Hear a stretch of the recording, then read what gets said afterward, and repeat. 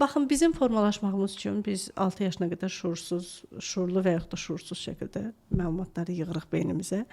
Biz görmüşük ki, anam da atama şikayət eləyib, xalam da eləyib, bibim də eləyib, hardasa baxsan nənəm də eləyib. Bu bizdə bilmədən vərdiş halına gələ bilər. Axı bizim düşüncəmizi dəyişməyimiz çox çətindir. Biz düşüncəni dəyişmirik, düşdüyümüz vəziyyəti dəyişmək istəyirik. Tam sizinlə razıyam. Elə nəyə də gətirirdim, bəlkə mənə lazımdır psixoloqla danışmaq və artıq öz içimdə olan reaksiyaları dəyişdirməyə başlamaq. Ümumiyyətlə, mən belə deyə bilərəm. Fərqi yoxdur, indi sizi nə sıxır?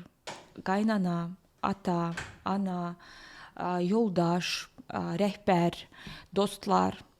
Əgər bizi nəsə sıxırsa, o deməkdir ki, o bizi inkişafa çağırır ki, davay oradan çıx və həll yolunu tap. Və həll yolunu tapdıqca biz sanki bu problemin üstünə qalxırıq. Və artıq yuxarıdan baxa bilirik və daha geniş bunu görə bilirik. Və belə deyə bilərəm ki, nə vaxt biz öz daxilimizdə bu problemləri həll edirik, o zaman necəsə möcüzəli bir yolla o hər yerdə həll olunur. Uca qaynana bu qədər də bizi bezdirmir və o da öz işləri ilə məşğuldur. Artıq yoldaş da daha çox vaxt bizimlə keçirmək istəyir və ona da daha çox maraqlıdır. Artıq uşaqlar da belə tərbiyəsiz ya da ki, dəcəl deyirlər, artıq onlar da rahat sözə baxırlar. Yəni biz özümüzə baxmalıyıq. Bir sözlə. Mütləq. Mütləq özümüzə baxaq.